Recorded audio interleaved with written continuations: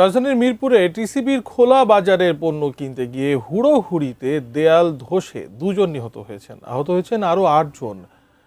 নিহত নাসিমা বেগম মিরপুর ২ নম্বর জনতা হাউজিং এর বাসিন্দা। অপরজনের পরিচয় এখনও নিশ্চিত হওয়া যায়নি। প্রত্যক্ষদর্শীরা জানান, বেলা ১:৩০টার দিকে মিরপুর বিশ্ববিদ্যালয় কলেজের সীমানা প্রাচীর ধসে এই দুর্ঘটনা ঘটে। এ সময় টিসিবি ট্রাক সেলে পণ্য নিতে অপেক্ষমান কয়েকজন বিধ্বস্ত দেয়ালের নিচে চাপা পড়েন। স্থানীয়রা আহতদের দ্রুত বিভিন্ন হাসপাতালে নিয়ে যান। হতাহতের সঠিক সংখ্যা ও দুর্ঘটনার কারণ খতিয়ে দেখা হচ্ছে বলে জানিয়েছে পুলিশ।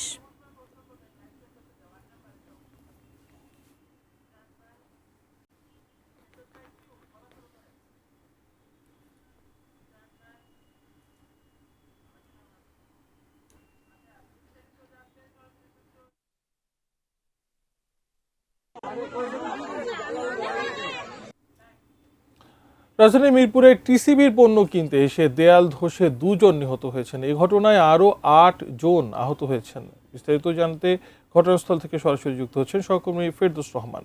ফেরদৌস, কিছুক্ষণ আগেও আপনার সাথে যুক্ত ছিলাম। সেখানে ঘটনাটি যে ঘটেছে সেটার বিস্তারিত আর কি জানাবেন? কলেজ মিরপুর ২ নম্বরে অবস্থিত। এই কলেজটির পেছনের সীমানা প্রাচীর সেটি ভেঙে পড়েছে দুপুর ১:১টার দিকে। ঘটনাটি যখন ঘটেছে তখন টিসিবির একটি ট্রাক এখানে ছিল। সেই টিসিবির ট্রাকের পণ্য নিতে আসা যে মানুষজনের লম্বা সারি, নারী পুরুষের যে লম্বা সারি ছিল, সেই সারির উপরেই এই দেয়ালটি ভেঙে পড়েছে দুপুর ১:১টার দিকে। হঠাৎ করে এই ঘটনাটা ঘটেছে, যে কারণে যারা লাইনে দাঁড়িয়েছিলেন, যারা পণ্য নিচ্ছিলেন, তারা আসলে অনেকেই সরে যেতে পারেননি এবং তারা দেয়ালের নিচে চাপা পড়েন। আপনি ইতোমধ্যেই জেনেছেন যে এখানে দুজন নিহত হয়েছেন, তার মধ্যে একজন নারী এবং একজন পুরুষ। নারী যিনি নাসিমা নাম, বয়স ৪০ বছর, তার পরিচয় ইতোমধ্যেই পুলিশ শনাক্ত করেছে এবং তার বাবাকেও আমরা এখানে পেয়েছি। তার বাবাও ঘটনাস্থলে পাশেই ছিলেন। তিনি নিজে এসে তার মেয়েকে এই দেয়ালের নিচে চাপা পড়ার অবস্থায় টেনে বের করেছেন এবং তখন হাসপাতালে নেওয়ার পথে তার মৃত্যু হয়েছে। আরেকজন মারা গেছেন পুরুষ, তার বয়স ৩০। যদিও পুলিশ বলছে যে এখনও তার পরিচয় শনাক্ত করা যায়নি, সেটি পুলিশ চেষ্টা করছেন শনাক্ত করার। সেটি তাকে উদ্ধার করে ঢাকা মেডিকেলে নেওয়ার পর চিকিৎসক তাকে মৃত ঘোষণা করেছে। দুটি মরদেহ রয়েছে ঢাকা মেডিকেল কলেজে।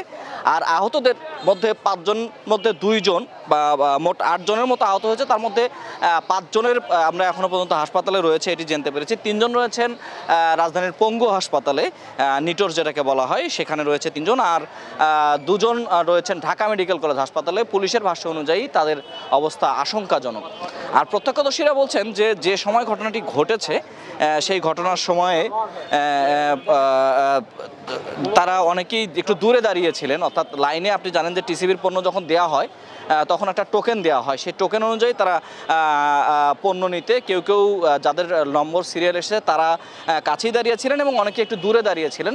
কিন্তু যারা কাছে দাঁড়িয়েছিলেন তারা যখন চাপা পড়েন, যারা দূরে দাঁড়িয়েছিলেন তারা কিন্তু এসে ঘটনাস্থলে তারা ইট সরিয়ে, ভাঙ্গা যে ইট সরিয়ে সেটি তাদেরকে উদ্ধার করেন এবং দ্রুত তাদেরকে মেডিকেলে নেওয়ার ব্যবস্থা করেন। এর বাইরেও এটি মিরপুর ২-এর একটি বেশ, যে সড়কটিতে ঘটেছে মিরপুর বিশ্ববিদ্যালয় কলেজের পেছনের সড়ক, সেটি কিন্তু বেশ চলমান একটি রাস্তা, অর্থাৎ বেশ মানুষের চলাচল এখানে রয়েছে। সেই জায়গায় যে দেয়ালটি ভেঙে পড়েছে, সেই দেয়ালটি প্রায় ১০০ মিটারের মতো অংশ ভেঙে পড়েছে। সেই দেয়ালটি কিন্তু যেরকমভাবে মজবুত করে করার কথা সেরকম না। অর্থাৎ আপনি জানেন যে সাধারণত যখন গণের চলাচলের রাস্তায় যে দেয়ালটি হয়, যে সীমানা প্রাচীর হয়, এই সীমানা প্রাচীরটি শুধুমাত্র ইট সিমেন্টের গাঁথুনি দিয়ে তৈরি। অর্থাৎ আরসিসি পিলার দিয়ে রড তুলে যে শক্ত মজবুত গাঁথুনি দিয়ে যে পিলারটি করে যে প্রাচীর করা হয় সেটি করা হয়নি এবং এটি দীর্ঘদিন যাবতই হেলে ছিল, যেটি আসলে স্থানীয় লোকজন বলছেন, যে কারণে এটা একটা ঝুঁকি ছিল। এবং টিসিবির যে ট্রাকটি, সেই ট্রাকটি এখানে প্রায় প্রতিদিনই পণ্য বিক্রি করতে আসে, যে কারণে যারা এই পণ্যটি নেন তারা কিন্তু এই ঝুঁকির মধ্যে এতদিন যাবৎ তারা পণ্যটি নিচ্ছেন। আজকে দুপুর ১:১টার দিকে এই দুর্ঘটনাটি ঘটলো। এখানে আশেপাশে টিসিবির সেই চাল পড়ে রয়েছে, আপনি দেখতে পাচ্ছেন যে হয়তো বা ছোটাছুটির সময়ে কারো ব্যাগে ছিল চাল, এটি পড়ে গেছে, কিছু জুতা পড়ে রয়েছে। প্রত্যক্ষদর্শীরা বলছেন যে একেবারে একটা বীভৎস অবস্থার সৃষ্টি হয়েছিল। যারা দেয়ালের নিচে চাপা পড়েছিলেন তাদের চিৎকার, মানুষের চিৎকার সবার ছুটে আসা, সব মিলিয়ে একটা বীভৎস পরিবেশ ছিল সেই সময়। পরবর্তীতে পুলিশ এসে তাদেরকে উদ্ধার করে, এখানে ফায়ার সার্ভিসও এসেছিল, এসে উদ্ধার করে তাদেরকে মেডিকেলে নেওয়া হয়। পুলিশ আমাদের সঙ্গে কথা বলেছে, মিরপুর থানার যে অফিসার ইনচার্জ রয়েছেন তিনি আমাদেরকে বলেছেন যে তারা আশেপাশের যে সিসি ক্যামেরা সেগুলো সহ বিভিন্নভাবে তারা বিষয়টি তদন্ত করার চেষ্টা করছেন এবং পিবিআই এর পক্ষ থেকেও তদন্ত করা হচ্ছে।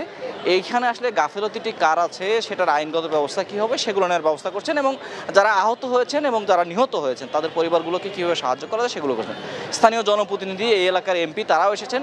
এমপি বলছেন যে এই ঘটনাটি মেনে নেওয়া যায় না এবং তিনি বলছেন যে কোনোভাবেই মানুষের মৃত্যু কাম্য নয়। যদি কলেজ কর্তৃপক্ষের গাফিলতি থাকে অথবা যে কর্তৃপক্ষেরই গাফিলতি থাকে সেটি তারা খতিয়ে দেখে ব্যবস্থা নেওয়ার চেষ্টা করবেন। এই হলো অবস্থা। এখনও পর্যন্ত বিভিন্ন সংস্থা এখানে আছে, তদন্ত চলছে। নিশ্চয়ই তাদের যে প্রাপ্তি, তাদের তদন্ত থেকে কী পাওয়া গেল সেগুলো নিশ্চয়ই আমরা পরবর্তীতে হয়তো জানতে পারবো। এখনও ঘটনাস্থলে তদন্ত চলছে এবং উৎসুক মানুষের ভিড় রয়েছে। উজমা।